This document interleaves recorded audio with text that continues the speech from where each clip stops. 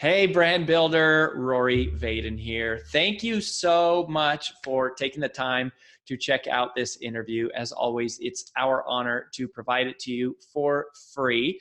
And wanted to let you know there's no big sales pitch or anything coming at the end. However, if you are someone who is looking to build and monetize your personal brand, we would love to talk to you and get to know you a little bit and hear about some of your dreams and visions and share with you a little bit about what we're up to see if we might be a fit. So if you're interested in a free strategy call with someone from our team, we would love to hear from you. You can do that at brandbuildersgroup.com/podcall, brandbuildersgroup.com/podcall. We hope to talk to you soon. Hey, y'all, and welcome to another episode on the Influential Personal Brand Podcast. And y'all, let me tell you, this is an episode that you want to listen to. So before I formally introduce my friend Shannon, I need you to know why you need to stick around. All of you, and I don't care how much of it you have, but all of you make money. I don't care if it's $1 or $1 billion. You got some amount of dollars in your banking account. And here are the 3 things we're going to talk about when it comes to your money today. 1, we're going to talk about how do you keep more of the money that you're making. Who doesn't want that? So you're making it. How do you keep more of it? Number 1. Number 2, there is no minimum income level to benefit and learn from what we're going to talk about today. This is not for billionaires, millionaires, or thousandaires. This is for anyone who has dollars.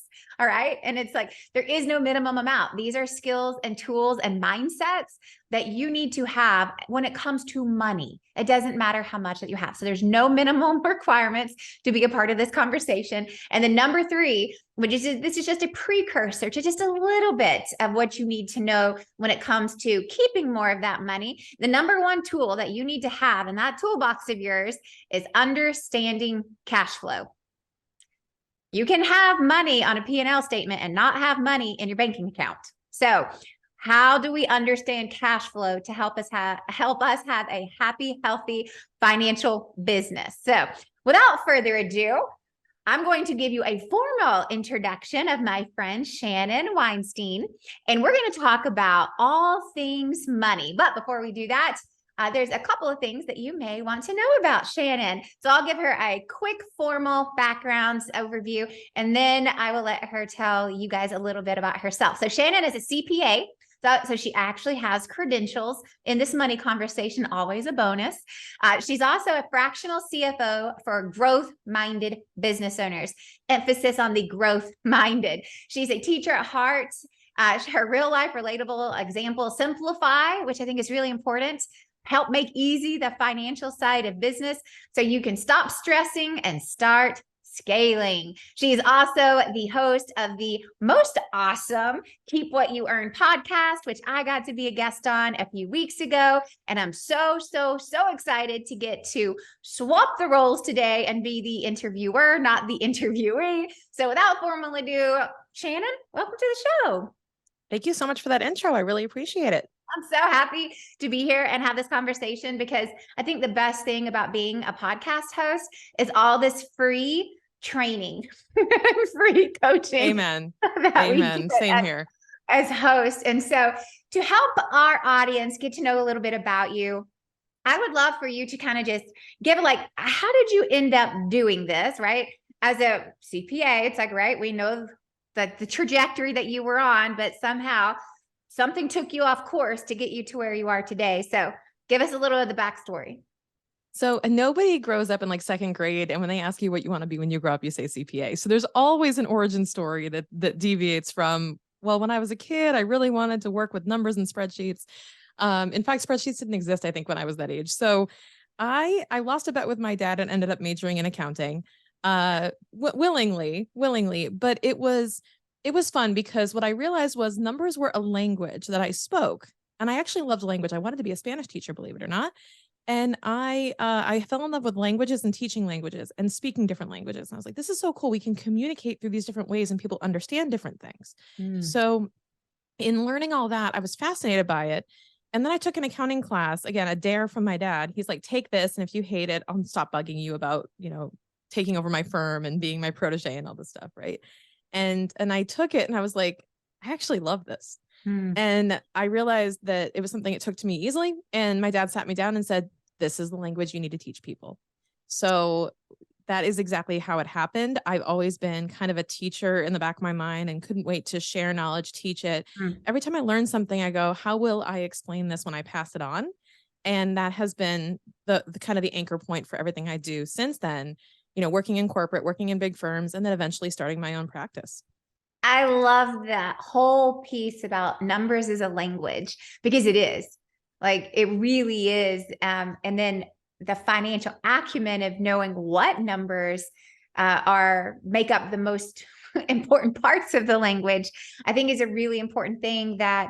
I'm just going back and thinking in my college days, like, I had a business minor. I actually was a Spanish minor. So also love language, but I remember those accounting classes and I'm like, I retain nothing. There was nothing of actual value, real world, personal or professional value that I can recall from any of my college courses. Now, perhaps that was my college of choice, who knows?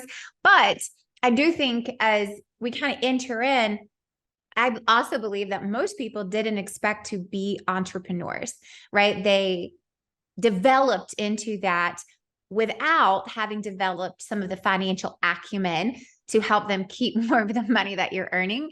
And so I'm going to start with what I think is what you said. The most important kind of thing is understanding this language, with the number one tool being understanding cash flow. So walk us through, and let's just take it down to the basics. What is cash flow? How do you know if you have it? And how do you start learning the language of going, all right, this is actually something I should be looking at as a business owner? So another fun fact about me is that I worked in fitness for about 10 years. So most of my analogies are related to fitness, but I think it's something everyone can relate to because everyone has hated a workout or been on a diet or seen a diet or something before. So it's really relatable.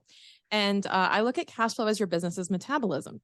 So it's at what pace and through what timing are you bringing cash in and paying cash out? And paying cash out comes in the form of both expenses and when you take money out of your business to pay for things personally. So you have to be looking at, are you consuming what your business is producing at the rate that you need to be, or are you consuming more than your business can produce and you're tapping into the back reserves and you're actually at a sort of a deficit in terms of what you're bringing out of the business? And what you may not realize is that could be happening even if your business is turning a profit, because you're just pulling more than what your profit is producing. And you may not realize, you just see the bank account and you see a certain number and that's the metric. But that's like looking at the scale on a given day and measuring your overall health. Yeah. You don't know what's behind that number. That is one data point. So unless you understand how rapidly that is changing, then you don't really know what that number is telling you. That's so good. I love thinking about it like the metabolism, right? It's like, because it's easy to think about. It's like, if you eat more than you burn, eventually you're going to gain some lbs, right? Exactly. And if you burn more than you eat, eventually you'll lose some lbs. So it's like being able to think about it that way really does make it easy. So what are some of the best tips of where should you start of going, okay, I don't do this, haven't been doing this, I get it, I should be doing it. Where do you start? So I recommend anyone who's brand new to the idea of cash flow, sit down with maybe a month or 6 weeks. I say 4 to 6 weeks of a cash flow forecast. Don't get scared, but it actually makes sense when you break down the weeks across the top, and let's say a spreadsheet, or you could even draw it. It doesn't matter. But across the top, you have all the weeks for about 4 or 6 weeks. And then you list out every way money comes in, every way money goes out. And you can look at your bank statements as a hint as to where things are going. And you can kind of figure out, this is how much money I have now. This is how much I'm expecting to come in each month. This is how much is going out each month. And then the bottom is your cash flow. It's pretty simple. And accountants like to make it more complicated by throwing jargon in the mix and calling it different things and different labels and cash flows from operations. And it's like, let's just keep it simple to what's coming in, what's going out, and what is happening at the bottom. Because I think most entrepreneurs will be surprised to realize that they actually have negative cash flow. And that can be, again, it's not bad. 1 month of negative cash flow is not bad, but as a habit and as a consistent habit, it can actually lead to the downfall of a business. It's the number one reason small businesses fail, according to surveys, is lack of cash flow or capital. But unfortunately, a poor cash flow, you don't realize until it becomes a problem, like a real problem. It's kind of like how you don't realize you've been eating too much until the jeans don't fit And by then you're like, it's kind of too late. I got to go buy new jeans. So you don't want to get to that point where it becomes uncomfortable and those problems surface and you really feel the symptoms. You want to be able to identify those before they become a problem. So I think this is such a great conversation, specifically for entrepreneurs and small business owners. I think also in this, and I'd love to hear your thoughts and philosophy on this. Like one of our, we're Dave Ramsey people, so we're debt-free livers. You don't have to subscribe to all things Dave Ramsey to acknowledge like not having lots of debt isn't a bad idea. If for no other reason than peace. So we've always kind of been of this, belief that we self-fund, right? We don't have investors. We don't have loans. We self-fund. And so one of the things, and I don't know who taught us or where we learned this along the way, but it's been a true saving grace of, we actually, and I'm just like, this is again, philosophical question. What is your take on the amount of money that a good, healthy business should keep on hand in both ordinary day-to-day operations, but then also in reserves? So kind of like your emergency fund, above what you need on a daily operating level. So I believe that you should have 4 to 6 months in a normal economy of expenses of what I call your monthly burn. So I think your monthly burn, if I were to define that, is anything that you're committed to spending, whether you make a sale or not. So if that's the rent for your building, or that's the subscriptions that you're on, or your software or whatever, where if you don't bring a sale in, you still got these bills coming in, then I would say that could be your team, your management team, your operations, right? So I look at monthly burn, and that cash flow forecast is part of that too. Is like, what's the burn going to be over time? But it literally is calorie burn. It's like, what are you burning if you're doing nothing? If you're not moving at all, what is the minimum amount you're going to be burning every month in cash? Yeah. And I look at that and say that times, let's say 6 is what I want to make sure I have in the bank account at any given point in time. And right now we're recording this amidst pretty much chaos in the financial industry and a lack of understanding of banking and what's going on. And I go, now I would say 6 to 8. Wow. I would say 6 to 8, because you just want to make sure that in turbulent times that you feel extra secure. I mean, look what happened with COVID. That was definitely an evident example of who wasn't keeping an emergency fund. And I think that you want to be ready for we literally had 6 months shutdown. Like we've been saying this for years, 6 months in the bank. And then I think all the accountants looked around and said, holy crap, we were right. like people literally shut down for 6 months. And those who had that advice were like, oh, we're going to be okay until August or whatever. And I think that you just want to be ready. You just want to know that you're ready, and you can tap into that if you absolutely need to. But I think having a good emergency fund of 4 to 6 months on a normal day, and maybe 6 to 8 if you want to be a little extra safe, is a good bet. And I think that's reflective of what it costs to operate, from payroll to subscriptions to rent and so on. That's what goes into the emergency fund.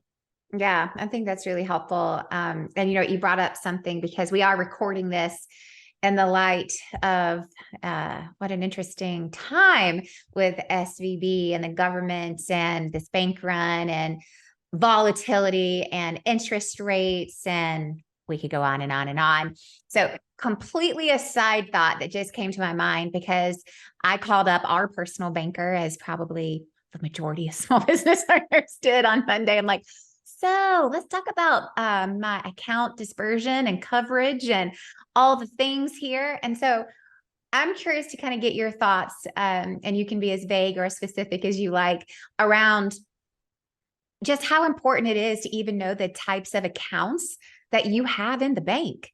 Because we definitely are in the middle right now of going, oh, we need to move this here and move that there, and we need to close that account and open this type of account. And that all came in light of somebody else's tragedy. But there's great lessons for all of us to learn. So would love any thoughts or insights you would have to share on this really unique time that we're in when it comes to money and accounts, and what type of accounts you need and how many and all the things. So of course it's going to vary based on your goals, right? Like the number of accounts you need, what types of accounts you need. It's going to depend on what purpose each account serves and what mission it has. So my philosophy on it is, there's a couple of things. One, my husband and I, specifically, if we're talking about the personal end, and you can do this for your business as well. I do this with my clients as a CFO, but we go through every quarter and we take stock and inventory. where's our money? What accounts is it in? Is it doing its job? So if we have too much in the checking account, I go, do we really need all that money in the checking account? Can we move it to a high yield savings getting 4% interest? Can we move this over here? Like, is everything doing the job we want it to do? And we just have a checkpoint every quarter at a minimum. We have that kind of on the calendar at the end of every quarter to just go through and do a quick update and to do our own little family balance sheet. Now, of course, I'm an accountant, so of course we're going to do this. And Jason and I, my husband, we're nerds, but it's a good habit to just take stock of everything, be aware of where your money's at, because when this happened, we weren't worried. We knew where the money was, we knew what it was doing, and we knew we were under the insured limits. So we got nothing to worry about. So we weren't making any phone calls. We were cool. But most people get into panic mode and they go, I don't know where my money is. And I said, well, I think it starts with that. It starts with the awareness of where your money is and also knowing what the goals are. So if you're in a business, for example, and this goes back to business owners, right? Of if you have everything in checking and you have like multiple hundreds of $1,000s in checking, I would say if I were your CFO and I see that, I go, do you really need that much? Is that really 6 months worth of operating expenses, especially for service-based businesses who may have, not that many expenses? I say, take some of that, put it in high yield savings, take some of that, put it in the tax savings account, take some of that, put it into like an investment account for like that rainy day fund, but make sure that that's earning interest for you. Make sure that you're letting your money work for you and that you can call on it if you need to keep it liquid. We call it liquid, meaning ready access to it. So you don't have to sell anything to cash it out. And that's what I would encourage people to do, is just be mindful of how you're managing your money and aware of where it is, and just make sure that you're clearly defined on what goal every dollar has for you so that you know if it's doing that or not. Yeah. So you just, again, said something that I want to kind of like take this rabbit trail naturally here. Because this is, again, one of those like real simple, but really important things of actually having different accounts to properly save for things like taxes. And it's like, I have just found, like, for both us personally and us professionally, it's like, I don't know if I'm embarrassed or proud to say this, but it's like, we have like 13 different banking accounts and I'm just like, this is a savings for this thing. And this is a savings for that thing. But a lot of it is because it's not about, I can't, this is not money I can use for everyday function. Like, this is every single month I take, basically 35% of our earnings and I just stick it in this tax savings account for a rainy day, right?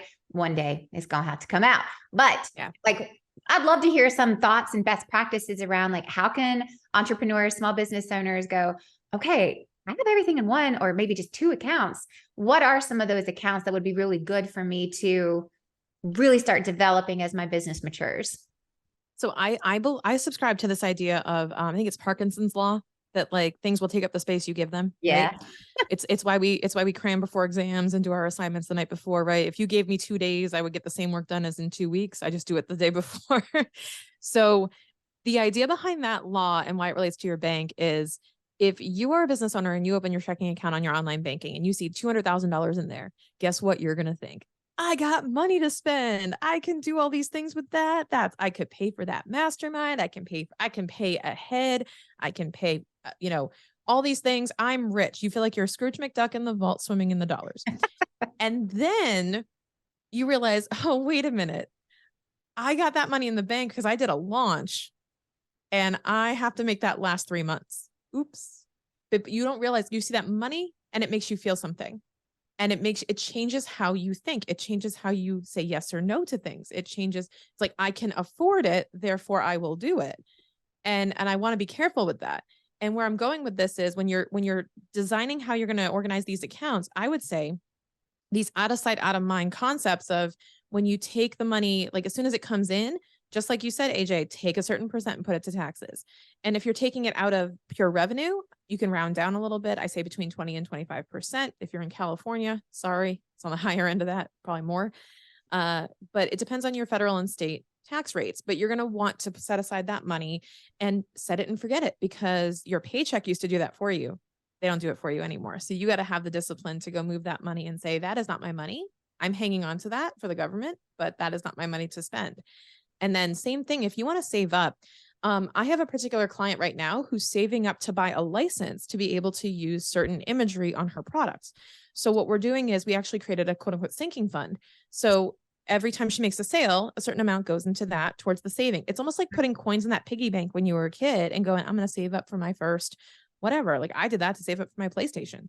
So it's the same concept of throw a few here and there until you're reaching that goal of like fundraising for your business. So we actually do that with clients all the time. We set up multiple accounts under their bank account and we use it for different purposes, for their payroll, for their savings, things like that. So when you give your money a mission and you have a way to measure it, you're much more likely to be successful in accomplishing that. Love that. So good. So good. So, okay. So on the note of measuring it, what would you say, on the topic of how do you keep more of the money that you earn? What are the things we need to be looking at? What are the things that we need to be measuring? What actually can we do to keep more of this money that we're working for? So as I mentioned before, it starts with the cash flow forecast to create the initial awareness of where is my money actually going? And then being aware to go, well, do I want it going there? Is that aligned with my mission? And one thing I always do with my clients is we go back to their 3 goals, or I call their components of their why. So it's like 3 levels of why. It's like, why are you doing this business? What are you trying to accomplish with this? Like the why, right? And if these expenses don't serve that or anchor to that, I ask all the time, is this something you really want to do? Is this something you actually need? Or is this something you think you need because so-and-so is also doing this? Like, do you need to be doing that? And not to be the Debbie Downer, right? But we want to be able to minimize extra costs and be able to really hone in on what is actually serving the mission. And then I also look at keeping more of what you earn is also understanding the flow of when it's coming and going so that you can plan. And if that launch brings in a bunch of money, you know exactly how long that's going to last you and what your goals are for that launch, because you're aware of what you're going to spend over the next, let's say 3 or 4 months. So you're going, in order for me to do this, I need to do this in terms of selling. And I think that's a big piece of it. The other part of keeping more of what you earn naturally, every entrepreneur's biggest expense is what? Taxes. Exactly. So when you look at taxes, right, it's saving for your taxes, but it's also strategizing. And it's also figuring out how can I reduce my tax liability as much as possible using business strategies that maybe I wasn't taught in school, because if they teach you these things, they don't make as much money. So true. Imagine if Target taught a course on how to use coupons at their store. Yeah. Right? That wouldn't benefit them. And welcome to our education system. Yeah. So they're not going to teach you how to use the coupons. What you have to do is figure it out. You have to start hunting for your own little hacks and things like that. And to do so legally, because everything's in the tax code. It's just that nobody wants to read that damn rule book. They want to find someone who read it, who can explain it to them. And that's what we try to do in our profession. And tax strategy is probably the number one thing that can help entrepreneurs save money in taxes that they didn't even know they were overpaying. Oh my gosh. I don't know how accurate this statement is, but I remember I was on like a 2-year mission when we started Brand Builders Group to reorient myself to tax law, tax changes, all the things that had changed in the, at that time, the new administration and just also getting reacquainted with how do we want to set things up when we started Brand Builders Group. And I remember in one of the courses that I had bought, they had said, just like most rules, tax rules are also built with adjustments, right? And with, I would say not that rules are meant to be broken. That's not it. But it's like, and this was like the example. And again, don't quote me on this, but it's like the tax code is like, I don't know, easy math, 1,000 pages, of which actual tax rules are like 30 pages. And the rest of them are the different caveats to the rule.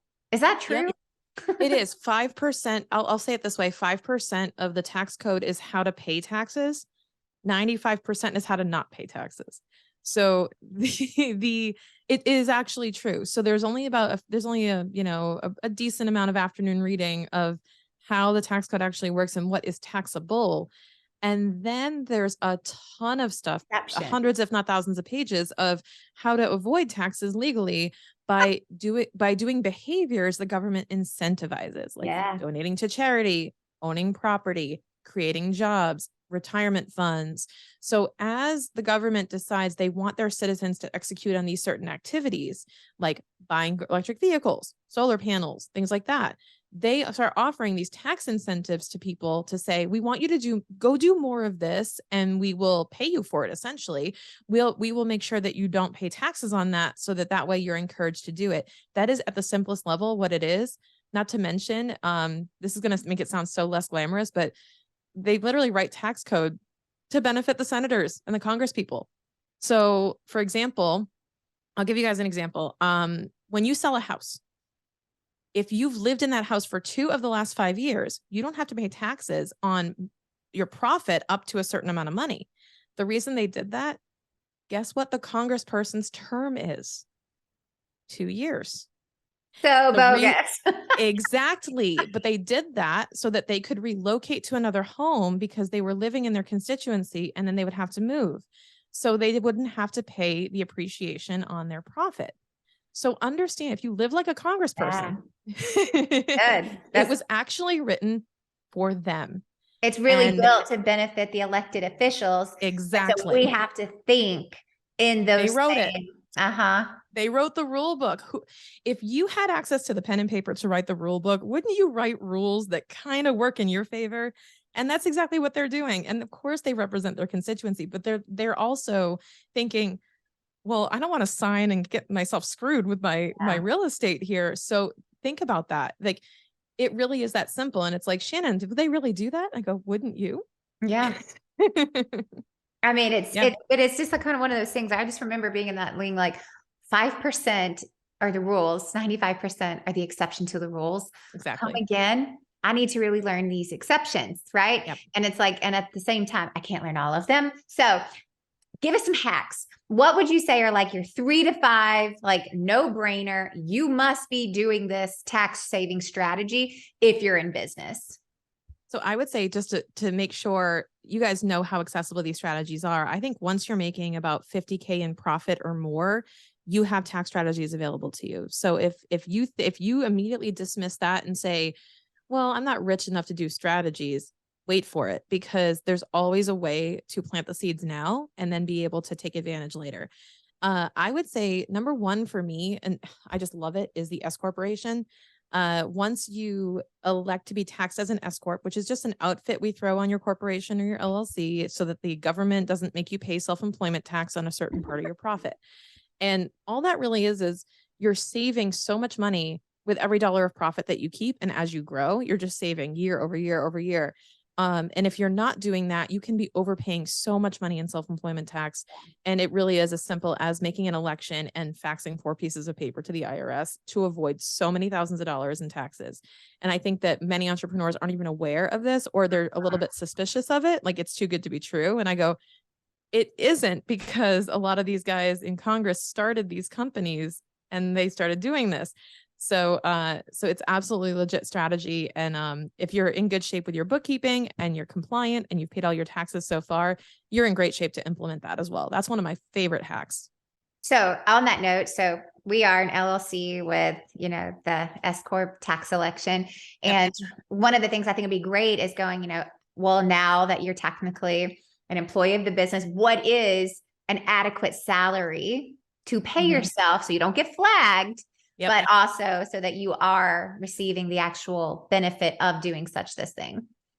I think the biggest mistake people make with this reasonable salary requirement on an S corp is they just kind of pull it out of thin air. We go through a comprehensive analysis where we actually look at comparables. We analyze your time. We analyze your region. We look at what people are getting paid to do your job, and we look at how much time you're spending in versus on your business. And we do a comprehensive analysis with our S corp clients twice a year to make sure that their compensation is reasonable and it can be backed up in the case of an audit.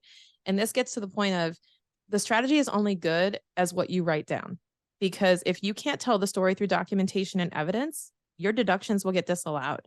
Yes. So it's just as important to know the strategy and to go implement it properly with the right evidence, illustration, and storyline that talks for itself. Then you don't have to actually explain or have to fight with an IRS agent in an audit. You have all the evidence that backs it up. So what would be some of the evidence documentation that you would recommend? So let's say for the salary, right? I would want comparable jobs in my region. I would want to see maybe a calendar of like, show me how you spend your time. Show me a bit of how you work on your clients, right? I would just say a lot of that can be proven just because it is the business owner. They are the expert. But a great example too is another tax hack, which is called the Augusta rule, which Oh, people yeah. may have heard about, where you can rent out your primary residence to your business for up to 14 days a year at the market rate of rent for a meeting space. Yeah. But when you're picking that rate of rent for the meeting space, you got to have comparables. You got to be able to show that that's a fair rental rate. Because if you're charging 10 grand a day for your house in Nashville, I'm like, well, the Marriott Marquis doesn't charge that. So we got to figure out how you feel like you can actually earn Unless that you much are money. in Nashville, and then they do. True. But if you want to host a like 3-person meeting in your space, it's kind of like, well, you don't need, the Grand Ole Opry to to do that. So we actually look at, what is a reasonable comparable rental rate? What is what could we use as a basis to argue this is how much we're going to deduct and why that would be acceptable by the IRS. So there's a lot of stuff that you have to do on the back end to prepare to make your case. Yeah. That's so good. I think both of these are super helpful. And then it's like, I'm curious. I mean, we still have like 2 years with the 199A, business deduction with a pass through, right? Mm-hmm. It's about 2 years left on that. And Yep. it's like, again, one of those benefits of an LLC with an S Corp. If you're not taking a salary, then it's like you get this pass through benefit. But it's good to go back and go, okay, to justify why I pay myself this amount. This is how much I work in the business, on the business. This is how I could replace myself. This is what I would pay. Like just having that pre-planned. It's so wise. That's so smart. And then the same thing with the Augusta rule. Like I did a little background digging because I got bored one day. I was like, because also I'm from Dalton, Georgia. And I'm like Augusta, Georgia. And it was like, yes, actually Augusta, Georgia, because of the Masters. Yeah, the Masters. Yes. That's how it started. So they wanted to go, let's be real. The Senators wanted to go to the Masters. I mean, it's like so much of this is so crazy. So one of the things that I picked up, and I'm curious to get your thoughts on this, to how accurate, or am I just being completely OCD over here? But it's like, I go to like the crazy extent every single month. I have like a little meetings template of this was the meeting that was held at my house. These were the attendees. This was the time that it was held. And then I have my assistant make one of those for every single month for our meetings that did happen at my house. But we actually have meetings minutes from each of those meetings. Is it that level of documentation, or is that like overkill? No, that is perfect. That's actually what we give templates for that as well. We don't put it in air quotes. They're legit meeting minutes. They're legit, but they're like the meeting minutes, but also we think outside the box too, because you can use the house for other things than meetings. So for example, I have a client who used her home for photo shoots. And we have the photos to prove it. We have actually behind the scenes footage of how much of the house they were consuming with backdrops and cameras and lighting and the catering for the crew. Like it was a big deal. Like this is a large mansion in LA that happens to be where she lives. And I'm like, go figure. Like this is such a funny thing that I would never let slide for certain clients. And I'm like, no, this is actually like really legit. Like you're filming content all day in your house and like your kids had to leave. You needed to get childcare, like this whole thing. I go, I can see how that could work because it was actually cheaper than going to another photo shoot location to use the home. Mm-hmm. So we basically found a comparable rate that we could use that was pretty conservative and it benefited them greatly to keep that cash flow in-house because here's how these things work, right? Tax-free cash flow. It's a deduction to the business, meaning it lowers your profit and therefore lowers your taxable income. But also when you're paying that is not income to the recipient. It's not income to you as an individual because of the Augusta rule, because they give you a 14-day head start, like a freebie. So basically until you cross 14 days of renting out your house, it's not really rental income. You don't have to claim it. So basically because of that rule, you get a tax-free transfer of cash from your business to you personally if you use this rule the right way. Okay. So 2 things on that. This has come up in other questions that around this conversation in my entrepreneur community is 1, do you have to give yourself a 1099 on that? Yes. Okay. So I think that's really important to know because Again, Auditors ask for it. document it. You still got to document it. This comes up so much in our entrepreneur community. And then the second thing, because so many people now are working from home, and it is your primary quote unquote business, and it's your home. Does this still apply if you have a from home at home business? It can. This is a very tight, I had to pay for research on this because this is such a nuanced thing. So here's how, if your home is your business location, there's two things you'll need. Now, can you use Augusta? Yes, you can, but that would be a secondary thing. And I would start with figuring out what portion of your home is exclusively used for business and is the primary place you conduct business, i.e. a home office. So if you have a home office space, or let's say you're a product-based business like e-commerce, I have clients who use their whole garage, or maybe they have one car and a whole bay of their garage is storage. So I go, okay, let's measure the square footage of the home office space that's exclusively business. I'm not talking about I'm sitting here in a guest bedroom. I'm not talking about the bed and all the other stuff. I'm talking about the desk area where I actually work. Then I add in the storage spaces, whatever is really just business use, and divide that over the total square footage of your home. Now you have a percentage, and that percentage is how much of your home expenses can be pushed through the business. Yeah. But this is done a very certain way, depending on what type of business entity you have. This is executed a certain type of way. And we call this the accountable plan for my S Corp and C Corp owners. We call this the accountable plan. And you can reimburse yourself from your business these types of expenses. So you can pay a portion of your mortgage interest, a portion of your rent, a portion of your utilities, security, landscaping, cleaning, repairs and maintenance. It's all over the place. And it can actually really add up. And if you're using a lot of your home as your business, then that's a really big benefit.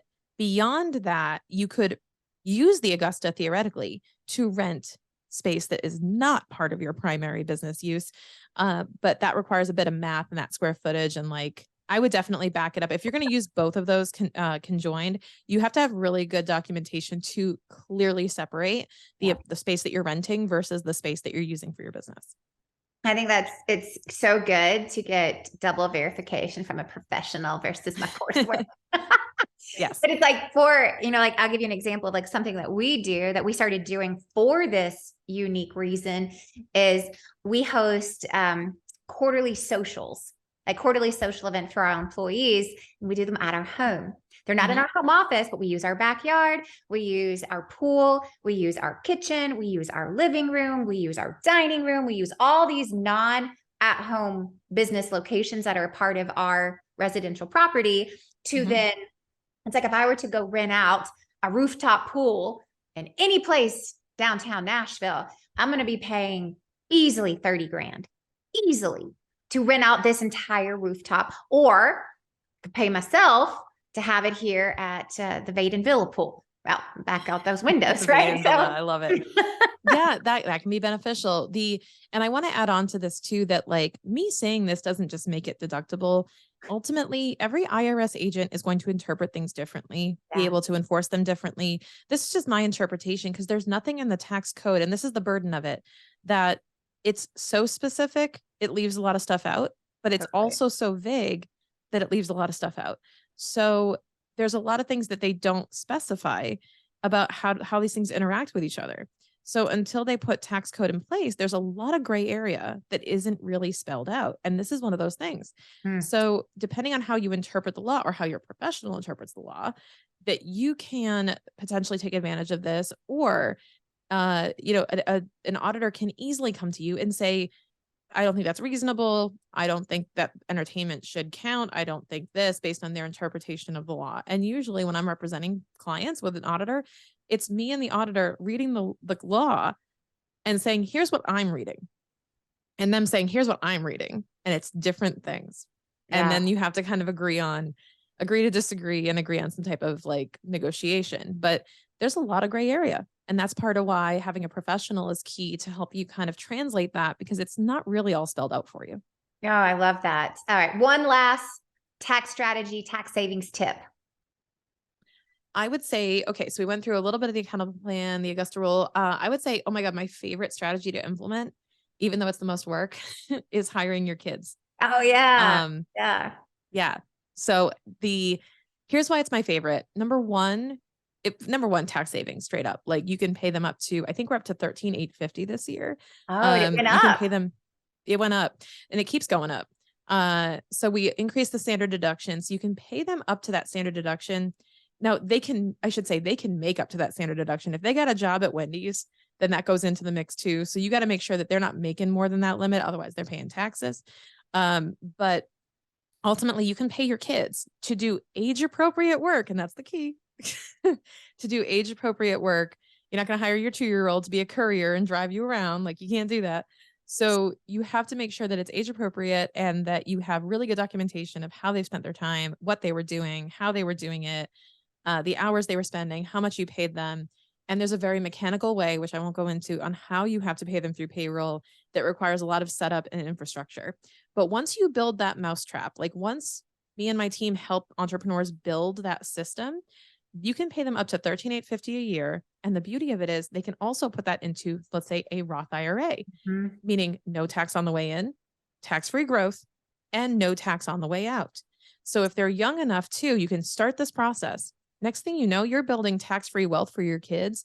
They graduate school and they have this whole amount of money to use to go buy their first place or to go on their next phase of life. So that one of the reasons why I love doing that is the tax-free wealth building. The other reason is I love teaching kids about money. I love having kids get a paycheck and like look at it and go taxes taken out, right? Or whatever it is, and understanding what it means to work and get paid. Because I do believe that when kids understand that money, isn't guaranteed, that you have to work for it in some way, whether that's physical labor, being smart, being creative, whatever that may be, that you're going to be rewarded for that by being able to make money. And learning that at a young age is so powerful. Yep. That money don't grow on trees. Drives me nuts when my parents used to say that. And now I'm that parent. I'm like, where do you think this money comes from? So like on that note, like a couple of things I think would be great questions of like, okay, so let's just say your kids are eligible to, be employees with legitimate, business tax. Of course. Could you put them on a 401k? Could you? Yes. It depends on the type of business you have. There's a ton of questions that just popped into my head. So it's like case by case, possibly, I'll say. Okay. Because that could be a potential thing. Again, like these are just all the things that I'm constantly like, can we do this? Can we do this? Can we do this? Is there a minimum age for something like a 401k or a Roth IRA? Oh, the minimum age for those I'm not aware of. That would be a great question for a CFP.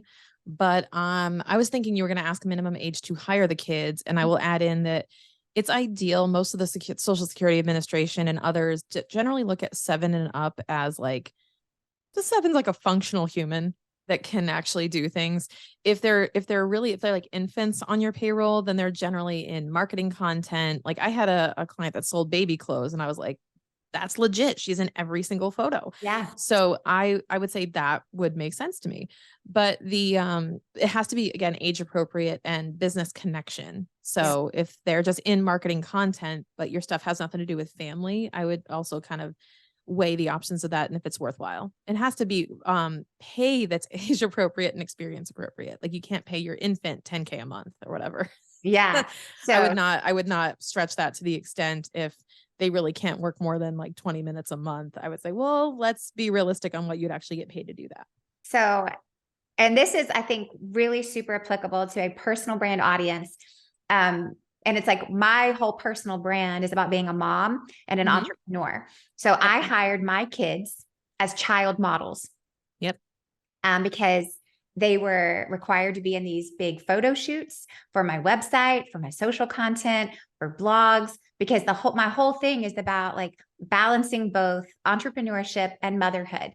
Right. And so this is like, I literally went out and said, what would I be paying to go rent some kids that aren't my kids for these like photo shoots? And it was like, I'm laughing at what agency you would go to like rent it. Like, I know it's model agencies, but like, there's like, I need to rent a kid for agencies. And it was $180 an hour. Wow. For one, through these modeling agencies. Now, of course, the kids don't end up getting that, right? But I was like, $180 an hour. Are you kidding me? So My kids are child model employees. They are required to do all the photo shoots I tell them to. And they're child models. Now they're under 7, but it's applicable work. And they have contracts. So we made them a contract. I had to sign as their legal guardian, right? And there is, like, when it comes to payroll, so much additional paperwork, and I had to like file all this stuff and sign this stuff and all the things. It's got to be worth it. It's got to be worth it. And I think that a lot of business owners have, like, they may do that, but they don't do that many photo shoots, or they may want to do that, but it may not be as applicable. And I go, like, is it worth all the work to save a couple $100 in taxes? Like, is it, wouldn't you rather spend that time making more money than worrying about all the payroll documentation, the contracts, and all that stuff? And sometimes the answer is it's not worth it. Yeah. And I'm totally okay sacrificing a little bit of tax savings for a lot of time, because it really comes down to, is it worth it for you as a business owner? This is one thing I truly believe, is that if anyone is just like throwing cookie cutter tax strategies at you, go do this, go do this, go do this, without understanding how it actually benefits you or what it actually requires of you in terms of a commitment to your responsibility to maintain that, then I think they're doing you a disservice, because you need to make a conscious decision on, okay, if I do this, I get this result. But is that result worth the work? And That's the answer might not, maybe no. It may be no. You know, it's like, I get hit up. We use Gusto, and it's like, Gusto's always like sending something, and they keep saying like, do you want to qualify for $8,000 in the, R&D credits? And I'm always like, no, I don't, because the amount of work that it would take to apply and file for that stuff would cost me 20 to get 8. So I think that's a really good thing. It's like, sometimes we see, oh, credit this, credit that. And you realize the amount of hours and time and all the things to get that is so much more than what the savings would actually be. Yeah, I agree. And it's the same with tax deductions. People misunderstand tax deductions and think it's like a rebate or a credit. And I go, no, a deduction is a coupon, a credit is a gift card. So when a deduction comes in, you get a percentage off. So when I look at it, I like, think about going to a store. You go to, like, I remember we used to go to the mall and go to like Ann Taylor, and there was just sales everywhere. It was like every day was a sale, or New York and Company and those places in the mall. And I would be like, it's only this much, it's 20% off. And it's like, Shannon, it's always 20% off. It goes between 20 and 40. It goes between 20 and 40% off. Like, it's never not on sale, because that's how they're getting you to buy it. So instead of, don't spend 100 to save 20, because you're spending 80, you're still negative 80. So whenever you're looking at tax strategy and deductions, you've got to make sure that there is a benefit beyond the tax savings to the thing that you're doing. Like, don't go buy a G-Wagon just to save on taxes, because you're probably not going to save on taxes. You got to pay for that insurance. You got to pay for the thing. You got to pay for the maintenance. You got to pay for the oil changes. You got to pay. So you got to be ready for the responsibility of those things. It's not just a tax rebate, as the 15-second videos on TikTok would lead you to believe, but there's a lot more that goes into it. I love that. I want to make sure I wrote this down. A credit is like a gift card, but a deduction is like a coupon. Correct. That's so good. Just simple, everyday metaphors that we can kind of relate to, because it is easy to get caught up in all the whoever, TikTok, Instagram. It's like, there's a lot where it's like, actually need to verify your your credentials. Are you an actual financial anything who's like spouting out all this stuff, when you go back and you get to the heart of it, and you're like, that is a lot of work that doesn't even apply to me. And you find it after hours and lots of dollars trying to figure it out. So just little simple ways. This is so helpful. There are so many things, like we could continue this conversation probably for 8 hours and still not cover, even like scratch the surface of things that you do. Shannon, where should people go to learn more about you?